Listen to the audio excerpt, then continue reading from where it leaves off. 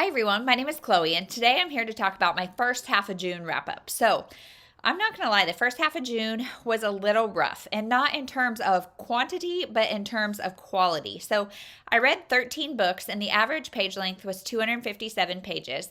I read a total of 3,342 pages, which is 223 pages a day, which is about my average. I read 10 novels and 3 chapter books, 9 adult stories, 1 young adult, and 3 middle grade. And then as far as star ratings goes, here's where you'll see I had 1 2-star, 5 3-stars, which for me, a 3-star is like, it's okay. Read it if you want to. I wouldn't necessarily recommend it, but it's fine. 2 3.5 stars, 4 4-stars, and 1 5-star. So the average is 3.46. I really like it. Like, I feel like I had a good month or part of the month if it's above 3.5, because 3.5 for me is like, I would recommend it. It was good. It wasn't the best thing ever, but it was good. And so being right below that means, I'm close. So I don't have too much to complain about, but it kind of felt like a slog at times. So I read 3 off my shelf and 10 not on my shelf, which again, I'm not like hard and fast trying to read off my shelves clearly, but I do like it to be either a little more equal or like tip the other way. So yikes. But I read 5 from Libby, 7 from NetGalley, which is why, and 1 off my shelf. I read 5 audiobooks, 7 e-arcs, and 1 trade paperback, 8 new releases, and 5 backlist.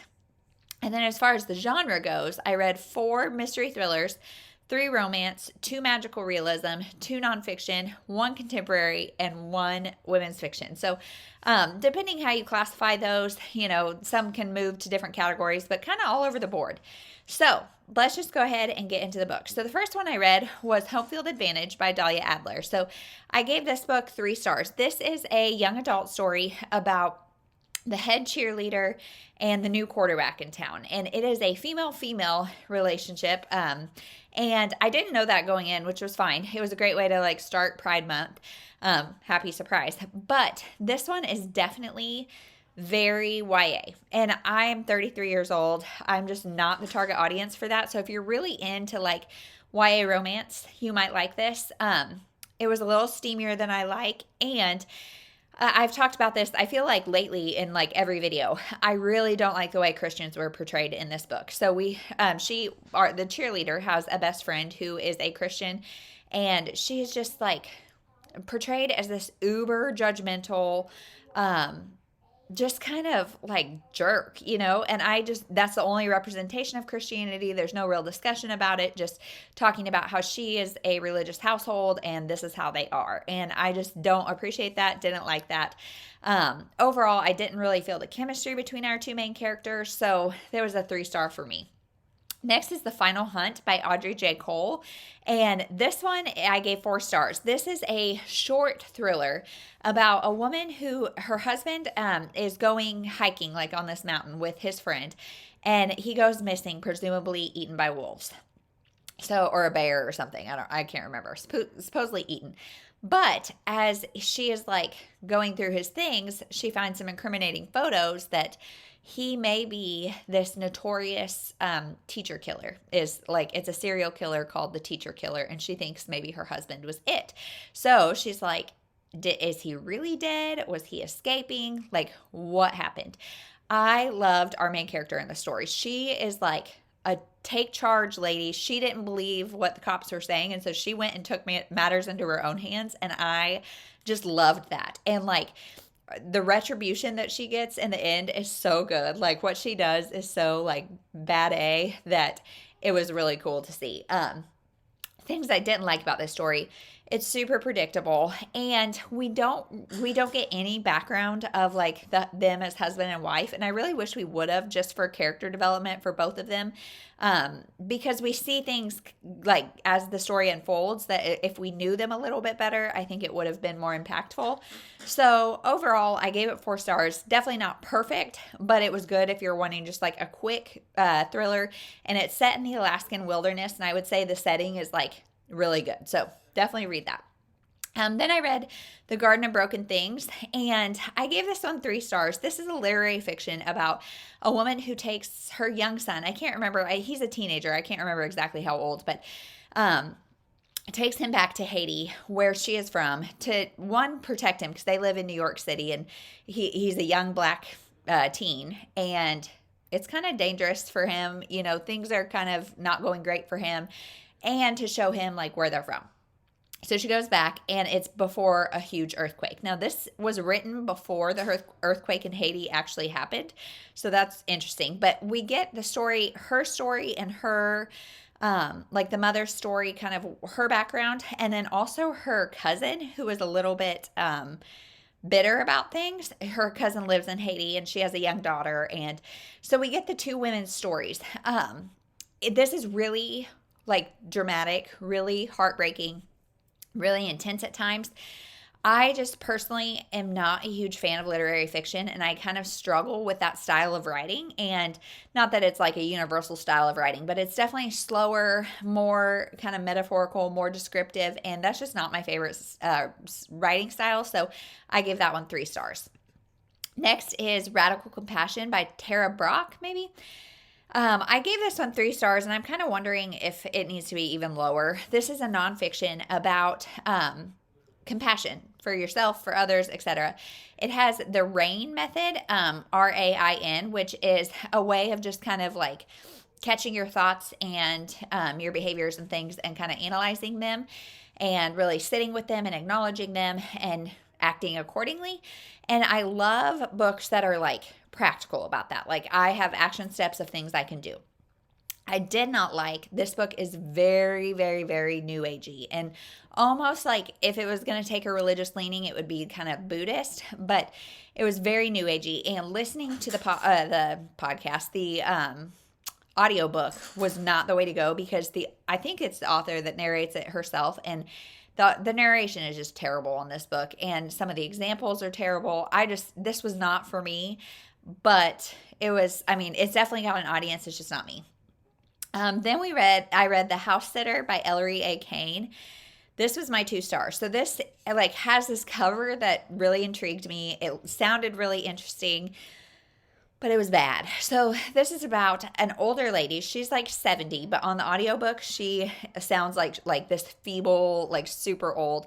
And I think I'm like getting more sensitive to that as like my parents' age, because my dad is now 73, I think, and he's like just a young buck. And so seeing like 70 be like this feeble, super old lady feels weird. But anyway, she's this old lady. She's in like this diner or whatever, and the waitress is a major oversharer. Talks about how her life with her husband is really like crappy, and they're really struggling. And so she's like, "Hey, I've got a lot of money. Like, I've got a lot of stuff that needs to be done around the house. Come help me out, and I will pay you guys." So for problem number 1, they're not house sitters. So I have no idea why this book is called The House Sitter, because there's 2 of them, and they're not house sitters. Second of all of the characters are like caricatures. They're not real people. They're not real developed. They're not good. Then we also get the story of a cop. Like, this story was just so boring. And the last 15% has like 1,000 twists. I don't know if you guys can hear that, but my daughter just fell out of her chair in the room next to me. So sorry for the interruption. But the ending has a lot of twists, but they don't like fit with the story. And I just did not like really anything about this. Like, that last 15% is probably what made this a 2-star instead of a 1-star. But it had such an interesting premise, but the execution was terrible. Then we have Mudhole Mystery. This is another in the cul-de-sac kids by Beverly Lewis. I gave it 3.5 stars. The kids find this mud hole in Mr. Tressler, his backyard. And so they're digging it up and find a time capsule from, I think, 20 years ago. And so it's got stuff in there that they think is really fun and interesting. They find that they themselves have a connection to this time capsule. So it was fun. It was cute. It definitely like made my daughter ask about like when I was a kid and things like that I thought was really interesting, and like introduced the concept of a time capsule and what we would put in it today and all that kind of stuff. So it was fun. Then I read Bet on It by Jodie Slaughter. So this is a romance. It almost felt like a YA romance, but it's not. It's about, I think they're like late 20s maybe. But this girl who lives in this kind of small town And she goes to the bingo parlor all the time, and her good friend is like this older lady, and that's just super cute. Well, she had this young girl, she has a panic attack in the Piggly Wiggly, and this guy comes and like kind of helps her. And she's super embarrassed because she's having this panic attack, and he is just like calm and understanding in a way that only somebody who gets it can really be. So, then she's at the bingo parlor and he shows up. He is her friend, her grandson. And so the two like have instant chemistry and strike up a relationship, but it's like a friendship relationship. And then of course it goes a little further, but they make this pact that they can only like act on it if one of them wins a bingo. And so it's fun, it's cute. There's definitely a lot of tension. Again, steamier than I would have liked. And I just like this book had a really good discussion of panic attacks and PTSD, and like that is definitely in there. And I felt like that representation was really good. But yeah, I just thought like, I'm just not that into romance anymore. As hard as it is to say that, like, unless it's going to like make me cry, I am just not really feeling it right now. And I think it's just a season. So for me, it was a 3.5. I would definitely recommend it. But it wasn't the best thing ever. Then I read Can't Look Away by Carola Lovering, and she wrote Too Good to Be True, and I really liked that book, and I was really excited for this and really like grateful to get the arc. I gave this 4 stars, and I was like 50 or 60% of the way through, and I called my sister and I was like, this is so good. You have got to read this. And then the ending just kind of fizzled for me. So I gave it 4 stars, but this is about 2 women whose paths connect in more than one way. So I should have looked up their names because I can't remember, but we've got our main character. I think it's Molly. Molly is our main character. She is one of our perspectives, and she is like currently present day. She's married to this great guy, and they are struggling with fertility. They have 1 daughter, but they are struggling to have a second. She's had miscarriages. They're doing IVF, and it's failed, et cetera, et cetera. In her past, she had this like one true love with this musician named Jake Danner. And so then, whatever, we get both of those timelines. And then we also get Stella, maybe. Stella is the other woman. We get her perspective, and her perspective is told in second person as she is following Molly. And we don't really know why or what.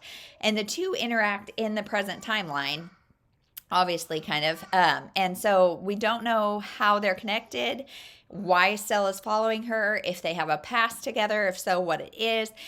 This has a great, like, first love, second chance. That is my favorite trope ever, and I love this one. This one was super emotional in that regard, but there's really nothing thrilling about it. Like, in the end, nothing really happened. Like, I was wanting this, there was this big setup, and I was like a lot of tension building about like what was going to happen, who was going to explode, and it just kind of like fizzled. So 4 stars. I really liked the beginning of this book, like the first 2/3, and then just like knowing that nothing really happened, I still really liked it, but it wasn't that great. So I don't know if I'd call this a thriller or if I'd call this like almost a romance of like first love, second chance. I don't really know, but I still think it's definitely worth the read. Then I read Ain't That a Mother by Adiba Nelson, and I have never heard of Adiba Nelson. She is a writer and an activist for cerebral palsy because she has a daughter with cerebral palsy. And like I have said before, like sometimes I rate memoirs a little harshly if I don't know who the person is, because like I feel like I need that connection. Well, I did not need that connection at all.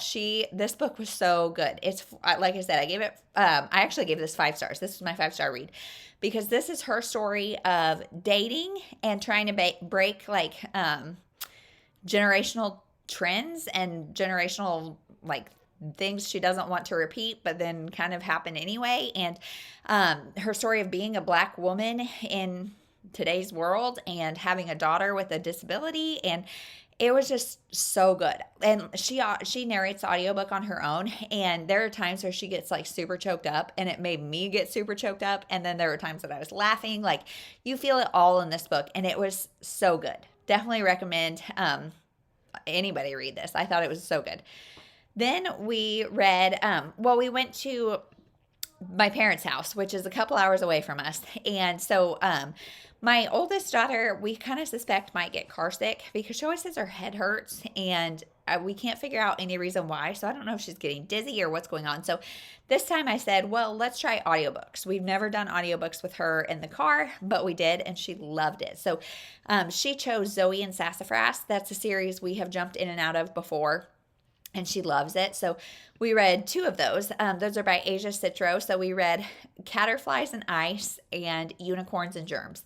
And so I give both of those 4 stars. I don't know what numbers they are in the series. You can read them completely independent. Like they're not related in any way, shape, or form, except sometimes they will like reference animals from before. So the premise of the series is that Zoe and her mom can see these magical animals, and they have a certain door that has a doorbell where these magical animals will come ring that doorbell, and they come to Zoe and her mom for help. And so the first one is Caterflies, and they're these little tiny cats with butterfly wings, and their babies are stuck under ice, and so Zoe tries to help them. Caterflies and Ice.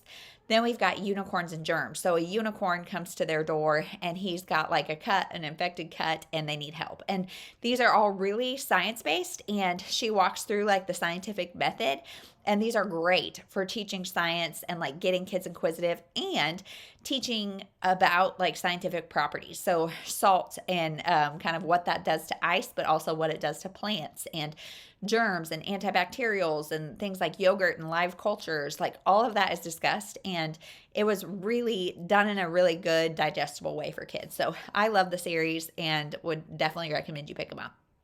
And then last I read Meant to Be Mine by Hannah Orenstein. So I give this 3 stars. I have read one other by her, and it was the gymnastics one. I can't remember what it's called, but I really liked that one. So I was excited for this one. This one is about a woman, Edie, I think her name is Edie. Her grandmother supposedly can like prophesy when you're going to meet your soulmate, the exact date that you're going to meet your soulmate. And so hers is like June 24th, 2022, which was really interesting because I read it like right before that. So she like her whole life has dated, but like hasn't really cared about anybody because she knows that's not like her true love, her soulmate, whatever, because it's not June 24th yet. And so she had this boyfriend that she like really loved, and she broke up with him because the date was approaching and she knew she was going to meet her soulmate. So she gets on the airplane. She's going to celebrate, I think, her sister's engagement or something. Meets this musician, and she's like, cool, you're the guy. So they kind of like start a relationship, but like it kind of feels forced. And so as she goes back with her family, we kind of find out some family secrets and all that kind of stuff that is going on behind the scenes of this like gift, I guess, if you will. And it was just okay for me. I really wish there was more about that, like about this grandma's gift and that kind of stuff. And I didn't like the way it ended. It ended with her in a relationship that I felt like was not developed. There's 3 relationships of hers that are discussed in this book, and it's a pretty short book. And so I feel like I finished it and I was like, that was a book I read. Like I didn't really like it. I didn't dislike it. It was just very blah for me. So 3 stars on that. So that is my first half of June. I almost said July. This summer, it feels like this summer is flying by. In the first half of June, my daughter turned 2. We went on a little road trip, which is always just so fun with little kids. And yeah, we just had a really busy month, and here it is, June 19th, and it's flying by. So let me know how your first half of June was, reading-wise, life-wise, whatever. Tell me what your best part of the first half of June was, and we'll talk to you in the next one. Thank you so much for watching.